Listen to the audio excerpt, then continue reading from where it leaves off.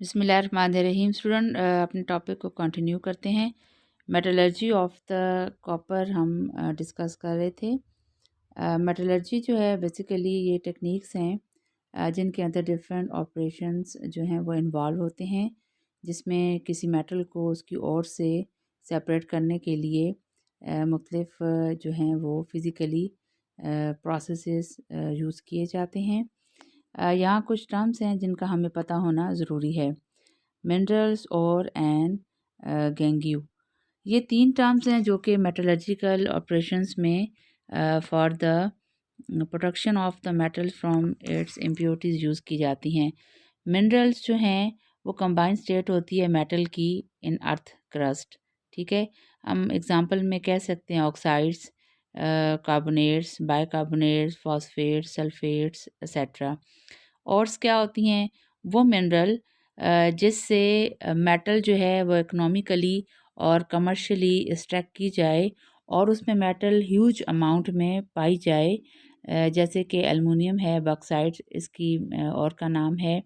इसके अलावा जो आयरन है वो हेमेटाइट और है इसकी।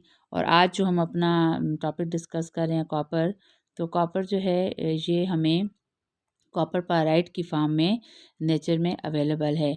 अब what is the difference between the mineral and और? मिनरल में एक डेफिनेट केमिकल फार्मूला होता है, और का डेफिनेट केमिकल फार्मूला नहीं होता। मिनरल जो होती हैं उसमें मेटल जो है वो सफिशेंट अमाउंट में होती है, लेकिन और में इतनी अमाउंट में मेटल होती है कि उससे अलग करने के बाद उससे हम डिफरेंट आर्टिकल्स बना सकते हैं। उससे मुख्तलिफ दूसरी मेटल उसमें शामिल करके अलॉय किया जा सकता है। All the ores are minerals but not all minerals are ores. गैंगियो जो होगा ये इम्प्योरिटीज़ हैं जो कि मिनरल के अंदर भी और के अंदर भी प्रेजेंट होती हैं। इनको हम सिलिकेट्स कह सकते हैं, ये रॉक्स पार्टिकल्स हो सकते हैं, ये अर्थन पार्टिकल्स हो सकते हैं, ये सैंड और डस्ट हो सकती है। ठीक है, अब यहाँ आप देख सकते हैं कि हमारे पास जो कॉपर है उसकी दुनिया में डिफरेंट कलर्स की ओर्स पाई जाती हैं। कहीं अब हमारा मेन फोकस क्या है? हमारा मेन फोकस है कॉपर पायराइट, CuFeS, यानी हम दुनिया में जो सबसे ज़्यादा वर्ल्ड वाइड जो और अवेलेबल है जिससे कॉपर को अलग किया जाता है, वो कॉम्बिनेशन किसका होता है? कॉपर, आयरन और सल्फ़र का। इसके अलावा कॉपर और सल्फ़र भी पाई जाती है, मतलब कॉम्बिनेशन में कॉपर के साथ कार्बोनेट्स हो सकते हैं, हाइड्रोक्साइड्स हो सकते हैं, और कॉपर के साथ सल्फ़र, आयरन ये कम अमाउंट में भी हो सकते हैं। लेकिन जो वर्ल्ड वाइड जो चीज़ एक्सट्रैक्ट की जाती है कॉपर की प्रोडक्शन के लिए जो और वो होती है copper pyrite. Extraction of copper जो होगा उसके अंदर आप डिफरेंट मेटलर्जिकल प्रोसीजर जो इन्वॉल्व होंगे, कंसंट्रेशन है, रोस्टिंग है, स्मेल्टिंग है, बेस्मराइजेशन है एंड रिफाइनिंग है। वन बाय वन हम इन स्टेप्स को अब डिस्कस कर रहे हैं। कंसंट्रेशन जो होगा इसमें जो और है उसको जब ऑब्टेन किया जाता है, ये मेटल प्लस इम्प्योरिटीज़ होती हैं, ठीक है, नॉन मेटल के साथ, और ये फाइनली क्रश की जाती है ये, और इसके छोटे छोटे पीसेस किए जाते हैं। वाटर के अंदर जो है वो little amount of the pine oil add किया जाता है, या सोडियम इथाइल जेंथेट भी अक्सर जगहों पे ऐड किया जाता है। इन दोनों का मकसद क्या होता है कि ये पानी के अंदर फिर एयर को पास किया जाता है। डायग्राम अगर आप देख लें, फोर्थ फ्लोटेशन प्रोसेस है, इसकी बात मैं कर रही थी। इसमें जो है फाइनली पाउडर जो होती है हमारे पास, और कुछ बिग पीसेस भी होते हैं और के, उन दोनों को जब ऐड किया जाता है तो पाइन ऑयल कोटिंग कर लेता है और के पार्टिकल्स को, और फिर सरफेस पे वो फ्लोट करते हैं पार्टिकल्स और के। और जो गैंगियो हमारे पास होता है जो जिसमें रॉक्स हैं, सैंड या डस्ट पार्टिकल्स होते हैं, वो बेस में बैठ जाते हैं। एयर इस पानी के अंदर तेज़ी के साथ ब्लो की जाती है। एयर करंट्स की वजह से पानी के अंदर मूवमेंट होती है। मैक्सिमम पार्टिकल्स जो होते हैं और के वो कोटेड हो जाते हैं with the help of the pine oil, और फिर जो और के अलावा जो पार्टिकल्स हैं वो बेस में जिसको हम गेंगियो कहते हैं वो बेस में सेटल हो जाते हैं। फोर्थ का मतलब क्या होता है कि जब पाइन ऑयल के अंदर पाइन ऑयल को वाटर में ऐड करके तेज़ी के साथ एयर को ब्लो किया जाता है, तेज़ी के साथ एयर को उसके अंदर से पास किया जाता है, तो वाटर करंट की वजह से एक झाग सा, फोर्स सा प्रोड्यूस होता है, जिसकी वजह से जो है वो और के पार्टिकल्स को सरफेस से अलग कर लिया जाता है। नेक्स्ट है हमारे पास जो प्रोसेस होगा वो रोस्टिंग का होगा।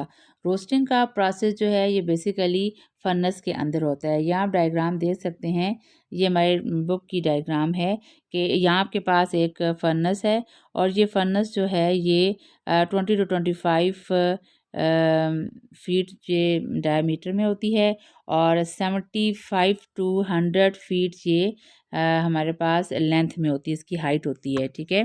अब इसके अंदर जो है वो और जो है वो मिक्सचर की फार्म में डाल दिया जाता है।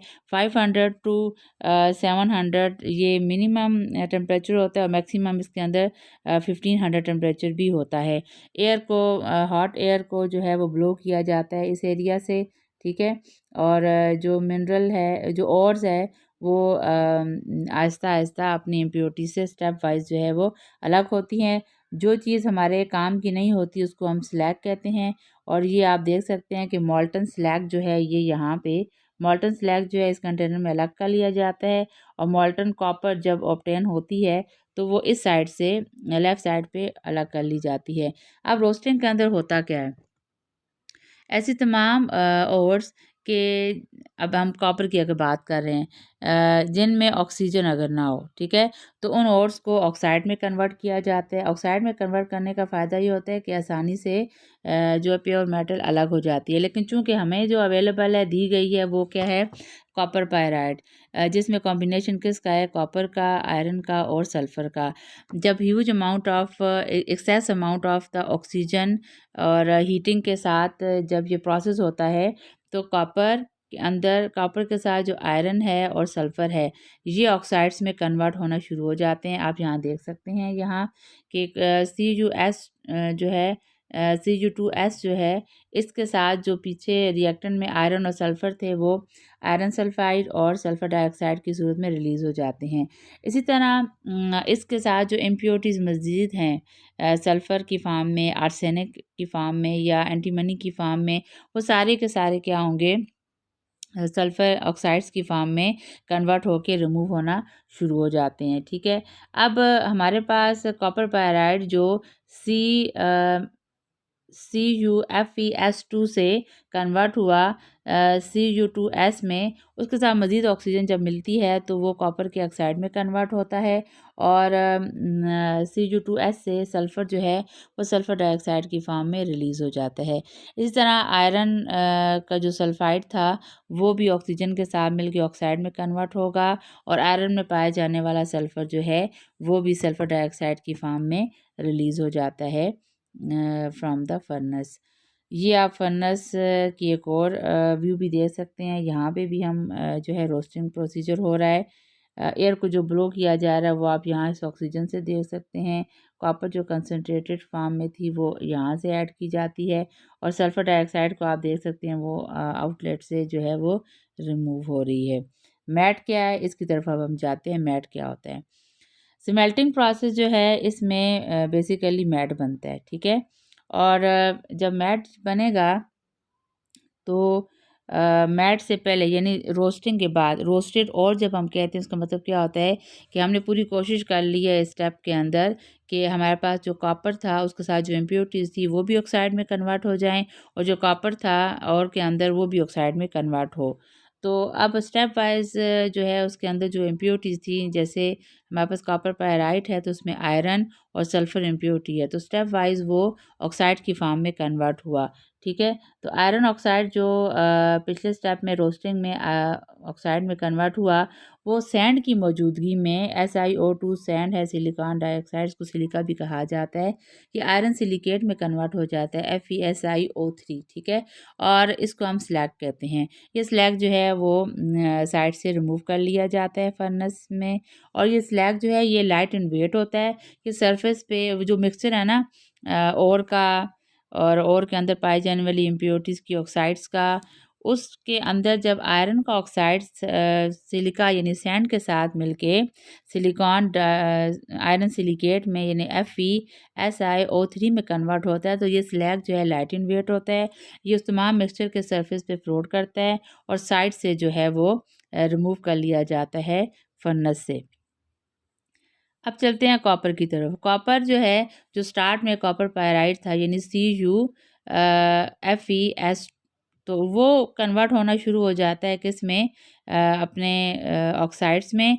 तो जो कॉपर ऑक्साइड कन्वर्ट हुआ था सल्फाइड से ऑक्साइड में, वो कुछ आयरन के सल्फाइड मौजूद होते हैं जिनके साथ रिएक्शन करता है और Cu2O जो है ये कन्वर्ट हो जाता है Cu2S में, क्योंकि copper is a highly reacted towards the sulphur. तो आयरन यहाँ पे जो सल्फ़र के साथ है यानी FeS में जो आयरन है वो कॉपर के Cu2O के ऑक्सीजन के साथ मिल के ऑक्साइड में कन्वर्ट होगा, ठीक है। और कॉपर जो है वो ऑक्साइड से कन्वर्ट हो जाता है सल्फ़र के साथ में कंबाइन में कॉपर सल्फाइड की फॉर्म में। अब व्हाट इज़ मैट? मैट क्या होता है? ये बेसिकली Cu2S और FeS का कॉम्बिनेशन होता है, मिक्सचर से होता है। अब इस मैट को आगे जो है वो पास किया जाता है बेसिमराइजेशन के लिए। बेसिमराइजेशन बेसिकली बेसमर कन्वर्टर एक हमारे पास ऑपरेटर्स है जो एक्स शेप्ड या पर्ल शेप्ड होता है, या पियर शेप्ड हम उसको कह सकते हैं, not pearl shape, it's a pear shaped. तो ये क्या होगा, इसको आप देख सकते हैं फिजिकली, हमें ये बाहर से ऐसा नज़र आता है और लेफ़्ट साइड पे ना, राइट साइड पे आप देखें इन साइड इसके अंदर ये प्रोसेस होता है। अब बेसमर में क्या होगा, मैट आएगा। What is matte? Matte is the mixture of the Cu2S and FeS। अब यहाँ पे क्या किया जाता है, अगेन एयर को ब्लो किया जाता है, टेम्परेचर जो है वो 1500 से भी अबव किया जाता है। तो Cu2S जो कॉपर का सल्फेट था वो कन्वर्ट होना शुरू हो जाता है कॉपर ऑक्साइड में और सल्फ़र डाइऑक्साइड में रिमूव होना शुरू हो जाता है। कॉपर के ऑक्साइड कुछ पहले से मौजूद थे, वो कॉपर के सल्फ़र के साथ मिल के मज़ीद प्योर फॉर्म में कॉपर की फॉर्म में ऑब्टेन होना शुरू हो जाते हैं, जो सेकंड इक्वेशन है। और सल्फ़र जो है वो सारी की सारी ऑक्साइड की फॉर्म में आउटसाइड द फर्नेस रिलीज़ होना शुरू हो जाती है। यहीं पे हमारे पास मैट के अंदर FeS भी मौजूद था। तो आयरन का जो सल्फाइड है FeS, ये ऑक्सीजन के साथ मिलके, थर्ड इक्वेशन की बात कर रही हूँ, ये ऑक्सीजन के साथ मिलके कन्वर्ट हो जाता है FeO में। और आयरन जो है इसका जो सल्फ़र के साथ कॉम्बिनेशन है, ये ऑक्सीजन के साथ रिएक्शन में आयरन ऑक्साइड की फॉर्म में रिलीज़ हो जाता है तीसरी इक्वेशन में, और सल्फ़र डाइऑक्साइड अलग हो जाता है। आयरन के जो ऑक्साइड हैं वो कन्वर्ट रिएक्शन करते हैं सिलिका के साथ, और SiO2 यानी सैंड के साथ रिएक्शन में, फोर्थ इक्वेशन की बात कर रही हूँ, तो आयरन सिलिकेट बनता है जो कि स्लैग की फॉर्म में उस मिक्सचर से रिमूव हो जाता है। इस तमाम कार्रवाई के नतीजे में इक्वेशन नंबर 2 पे अगर हम फोकस करें तो कॉपर हमें प्योर फॉर्म में ऑब्टेन हो गया है, जो कि बॉटम में बैठ जाता है, मोल्टन स्टेट में होता है। इसको हम ब्लिस्टर कॉपर कहते हैं। इसको ब्लिस्टर कॉपर क्यों कहते हैं कि इसकी सरफेस जो है वो पोरस होती है। और ये पोरस सरफेस इसकी पोरस क्यों होती है कि इसके अंदर मौजूद जो सल्फर डाइऑक्साइड है वो on solidification of the copper metal ये आहिस्ता आहिस्ता रिलीज़ होती है और सरफेस को पोरस बना रही होती है। अब इसके बाद नेक्स्ट हम चलते हैं बेसिमराइजेशन के बाद केम प्योर जो कॉपर होता है, जिसको हम ब्लिस्टर कॉपर कहते हैं। इसके अंदर इम्प्योरिटीज़ जो है वो आमतौर पर आयरन, प्योर आयरन, बार कुछ ना कुछ रह जाता है, arsenic, zinc, lead, silver and gold होता है। अमेरिका में सबसे बड़ी इंडस्ट्री है गोल्ड की।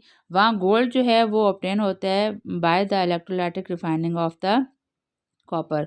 वहाँ ये सारे स्टेप किए जाते हैं। दुनिया में किसी भी जगह आपको कॉपर पायराइड मिलेगा या कॉपर के जो ओर होंगे वो हमेशा उसकी इम्प्योरिटी से अलग करके प्योर कॉपर ऑब्टेन किया जाता है। तो ये बात याद रखें। वहाँ ह्यूज अमाउंट ऑफ उसके अंदर as a impurity silver and gold पाया जाता है। अब नेक्स्ट स्टेप है कि इस कॉपर को जो हमें ऑब्टेन हुआ, जिसको हम ब्लिस्टर कॉपर कह रहे हैं, ये इम्प्योर है। ये 95 टू 97% प्योर है, लेकिन इसको हम मुकम्मल प्योर नहीं कह सकते। तो इसके लिए हम इलेक्ट्रोलाइटिक रिफाइनिंग की टेक्निक यूज़ करेंगे। इलेक्ट्रोलाइटिक टैंक क्रिएट किया जाता है, जहाँ हम डायग्राम में आप देख सकते हैं। इलेक्ट्रोलाइटिक टैंक के अंदर डिफरेंट प्लेट्स होती हैं, एक एनोड होती है, एक कैथोड होती है। एनोड हमेशा जो है वो इम्प्योर कॉपर की बनाई जाती है, और ये काफ़ी जो है वो बड़ा बार यूज़ किया जाता है। इसके अलावा जो कैथोड होता है वो थिन सी शीट प्योर कॉपर की यूज़ की जाती है, और इसके अंदर जो मीडियम जो लिक्विड मीडियम होता है, जिसको हम इलेक्ट्रोलाइट कहते हैं, वो कॉपर सल्फेट और सल्फ्यूरिक एसिड का कॉम्बिनेशन होता है। साथ में आप राइट साइड जो डायग्राम है ये आप देख सकते हैं। इंडस्ट्री के अंदर ये बहुत बड़ा इलेक्ट्रोलाइटिक टैंक होता है, जिसमें एक प्लेट एनोड की होगी और एक प्लेट कैथोड की होगी। इसको समझने के लिए आप यहाँ स्ट्रक्चर को भी देख सकते हैं। इलेक्ट्रोलाइटिक सिंपल मैंने टैंक एक्सप्लेन करने की कोशिश की। इलेक्ट्रोलाइटिक टैंक के अंदर आपके पास दो इलेक्ट्रोड्स होंगे, एक एनोड और एक कैथोड। एनोड हमेशा इम्प्योर कॉपर का होगा, कैथोड हमेशा प्योर कॉपर की थिन शीट होगी। ड्यूरिंग का केमिकल रिएक्शन ऑक्सीडेशन प्रोसेस होगा, और कॉपर जो है प्योर फॉर्म में कैथोड के ऊपर डिपॉजिट होगा। अब ये जो रिएक्शन है इसके अंदर, इसको समझना ज़रूरी है। एंड और डिफरेंस जो होता है दोनों प्लेट्स के दरमियान, वो 1.3 जो है वोल्टेज डिफरेंस उनका होता है। और 100% प्योर कॉपर, मतलब नियर टू 99.9% कॉपर हमें ऑब्टेन होता है। एनोड जो कि हमने कहा कि ब्लिस्टर कॉपर है, इम्प्योर है, वहाँ पे कॉपर जो है अपने दो इलेक्ट्रॉन में एक कॉपर एटम की आयन बनने की, और फिर आयन से उसके एटम बनने की स्टेजेस को, प्रोसेस को एक्सप्लेन कर रही हूँ। यही बाकी तमाम कॉपर के साथ भी होगा कि वो इम्प्योर से प्योर कैसे होता है। एनोड पे इम्प्योर कॉपर है, ब्लिस्टर कॉपर, ठीक है। एक कॉपर अपने दो इलेक्ट्रॉन रिलीज़ करता है, सर्किट के थ्रू ट्रैवल करता हुआ वो किधर जाएगा, कैथोड पे, क्योंकि नेगेटिवली चार्ज है कैथोड। तो वहाँ कॉपर जो है, जो उसने इलेक्ट्रॉन रिलीज़ किए थे एनोड पे, ऑक्सीडेशन वहाँ पे की थी, यहाँ पे यही कॉपर आयन मीडियम के थ्रू ट्रैवल करता हुआ जब कैथोड पे आएगा, तो वो दो इलेक्ट्रॉन रिसीव कर लेता है, रिडक्शन प्रोसेस हो जाता है, और प्योर फॉर्म में कॉपर यहाँ पे डिपॉजिट होना शुरू हो जाता है। It's all about the copper. Copper जो है जब प्योर हो जाते हैं, इसे जो है वो कॉइन्स बनाए जाते हैं। बाज़ का इसके अंदर जो है एलॉइंग की जाती है, जिंक की और टिन की भी, और इसके डिफरेंट किस्म के आर्टिकल्स इससे बनाए जाते हैं। कॉपर की जो वायर्स हैं वो इलेक्ट्रिकली हाईली कंडक्टर होती हैं, इसलिए मोस्ट ऑफ जो केबलिंग की जाती है, वो मतलब जो तारें बनाई जाती हैं इलेक्ट्रिसिटी के लिए, वो कॉपर की होती हैं, इजीली अवेलेबल है। ये हमारे पास एक समरी सी है तमाम प्रोसीजर्स की, कि कॉपर और है, और से वो दुनिया में दो बड़ी हमारे पास और हैं जो निकलती हैं, copper pyrite and copper glance. Copper pyrite most of use किया जाता है, और इसके अलावा कंसनट्रेशन ऑफ द और होती है फोर फ्लोटेशन प्रोसेस से, roasting process, formation of the copper matte, Bessemerisation and refining, electrolytic refining of copper. ये जो स्लाइड है ये आपको एक ओवरव्यू देती है, एक समरी दे देती है कि कॉपर की एक्सट्रैक्शन स्टेप वाइज मुख्तलिफ मेटलर्जिकल ऑपरेशंस को इन्वॉल्व करते हुए कैसे होती है। आई होप आपको समझ आ गई होगी।